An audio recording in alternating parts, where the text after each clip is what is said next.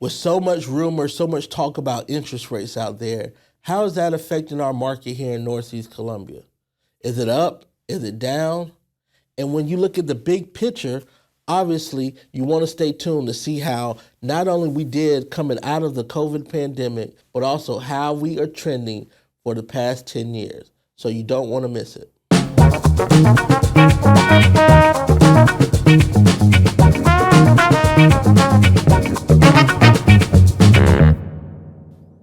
Hi, my name is Antonio Newton, your local realtor with the Newton Group, and welcome to September's 2022 Northeast Market Stats.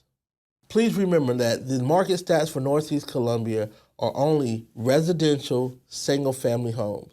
And remember, the areas, the zip codes that we're talking about is 29223, 29229, 29016, and the Richland County portion of Elgin, which is 29045. And don't forget, you can check out any of our video content on our YouTube channel. There we have our Time to Talk Tuesday series. You can catch all of our market stats so you can get caught up to date on the year, as well as our interview series and tons of video content. And connect with us on social media and Facebook and YouTube. And make sure you comment on these videos, like it, share it with a friend who will benefit. But don't forget to click and hit that bell so that way you get notified anytime we release new video content. So let's see how we're doing. So for the month of September, we had 270 closed transactions. That's down 30% from what we did last year. Now, please keep in mind that what we were doing in 20 and 21, what we were doing in 2020 and 2021, that was not sustainable.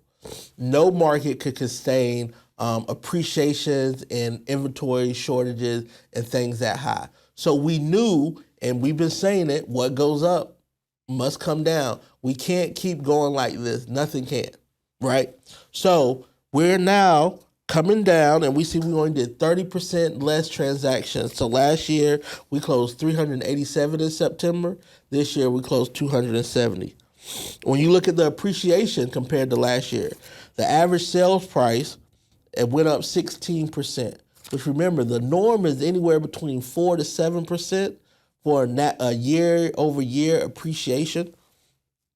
So 16% in 1 year is double, at least double, more than double what the normal is.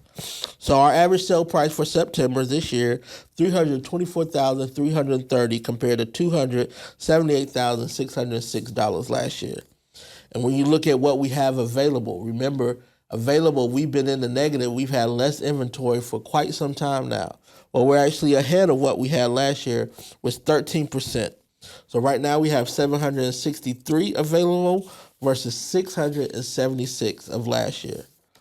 Now, I've done something a little different this year, or this month, and I went back, because I think it's very important that we keep things in perspective to what the market is doing. And the perspective that we had over the past 2 years is not a normal perspective. So I went back to, of course, 2021, but then 2019, 2017, 2015, 2013, as well as 2011, so you can see how things have how things have progressed, a big picture scale, right? So September of 2022. Let me find my sheet here, make sure I got the right one. So what we did this past month is our average days on the market is 27. And we are at 99.58% sell price to list price. So sellers are pretty much getting their price. They're pretty much getting their $330,000 price, and they're selling in 27 days, which is still less than a month. Now, when you compare that to what we did in August we were selling in 21 days. So it's 6 days slower comparatively. But now what I want to do is take you back through the years to kind of show you how that's trending. And then we're going to look at the chart and see why. So, of course, like I mentioned, and the average days on the market was 21 in August. And it was at 99.72%. And now we're at 99.58%. So very close, a little bit less what the sellers are getting, and things are staying on the market 6 days longer. Now let's look at what we did in 2021, which was a crazy year, right? The average days on the market was 18, and we were selling things at 100.41%. So, of course, things were going over list price. We're not seeing that right now. On average, things are selling pretty much at list price, but not the amount over that we were seeing last year. Now, let's go back to 2019. In 2019, the average days on the market was 54 days on the market. And things were selling at 99.12%. So this is before the pandemic. The average days on the market was 54, which is less than 2 months. We were still in the seller's market at that point in time. If we have less than 90 days, then we're in a market where the seller has the leverage. Now, there's degrees to that. We're still in a seller's leverage market, but it's not to the extent that it was last year. Okay? So like I said, 2019, the average sales price was $230,000. They were getting 99.12% of that sales price, and things were selling in 54 days on the market. Now, when we look at 2017, go back 2 years, 73 days on the market was the average. So we're getting more into that balance. Remember, 90 days, we're getting more into that balance. The average sale price was $200,000, and the sellers were getting 98.13%. That's what, on average, the sellers were getting.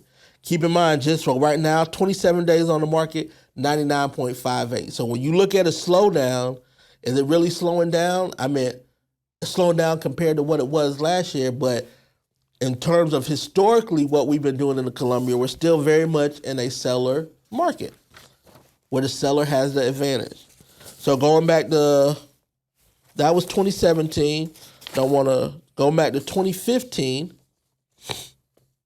The average days on the market was 79, and sellers were getting 97.87% of the list price. And the average sales price then was $199,000. So in 2015, sales price was $199,000 on average. In 7 years, you gained 50% in value. The average sale price is over $300,000 right now. Things are selling in 27 days on the market at 99.58%. Okay? Now, let's see what we're doing in 2013. 2013, 97.13%, 102 days on the market, and the average sale price was $182,813. That's 2013.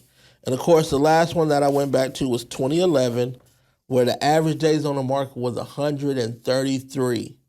Things were selling at 96%, and the average sale price was 170.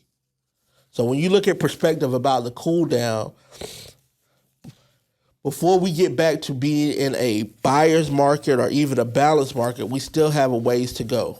We still got about another 60 days on average of days on the market. So when you look at this graph, the average days on the market, so the line, the dotted line is what's active, and then the closed is going to be your blue graph. So you look, in January, this is going all the way back for this calendar year, 2022. So in January, we were 40 days on the market.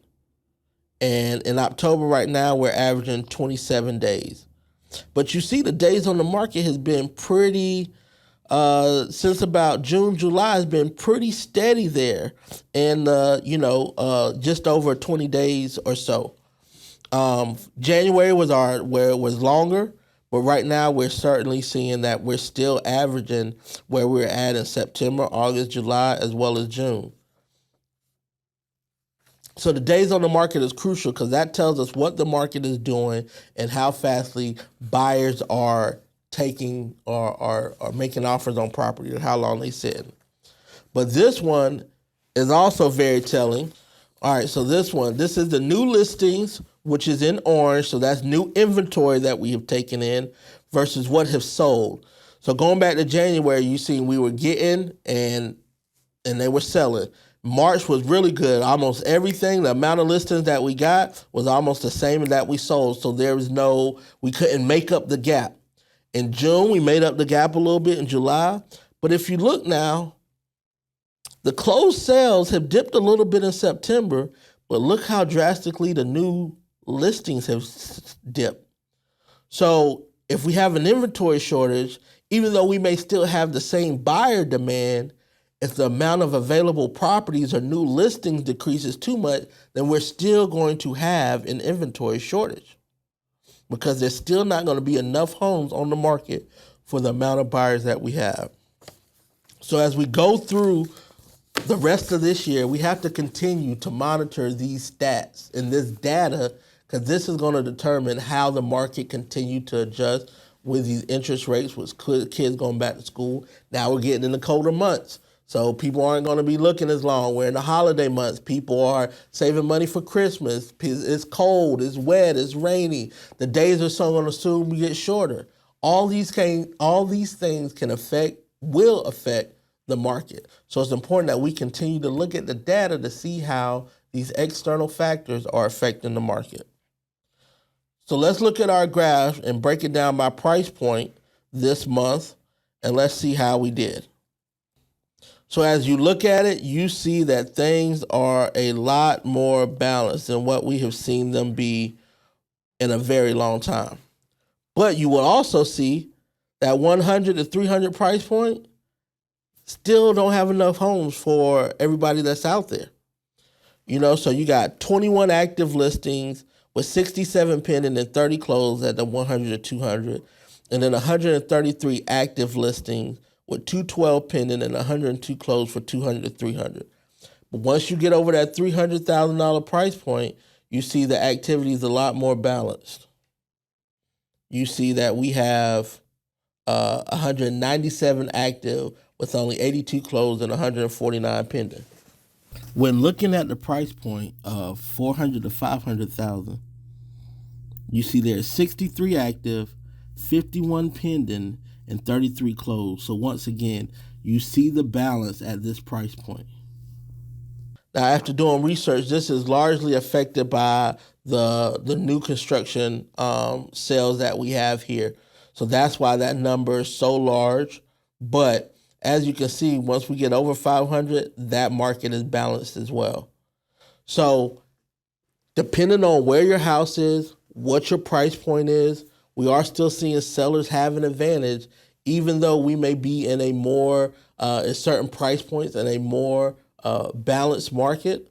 We are seeing that if your home is ready for the market, if it is marketed correctly, it will still sell. The last couple of listings we have sold in a matter of 4 days, both of them above list price.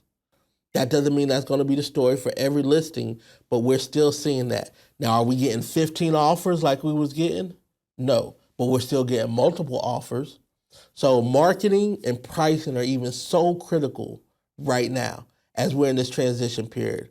Look, buyers are always going to need to buy houses. People buy houses at 14%, they'll buy them at 7% if they have to. They'll buy them at 8% if they have to. The question is, will they buy yours if you're selling? Well, that depends. Are you going to do what it takes as a seller to get your home ready to compete in what is slowly becoming a more competitive market? So I hope this information is helpful to you and beneficial. If you want to know how you can personally benefit from the data here, from the market stats that we have for September, give us a call. We'll love to have no obligation, a free phone call. I'll carve time out of my schedule to make sure we can answer your questions, and we can even do a free market valuation. Because right now, a lot of people concerned, are they losing value in their home? So give us a call. We'd love to see how we can help you or help any of your family members move anywhere in this country. My name is Antonio Newton with the Newton Group at Coldwell Banker, and thank you so much for watching Northeast Columbia Market Stats September 2022.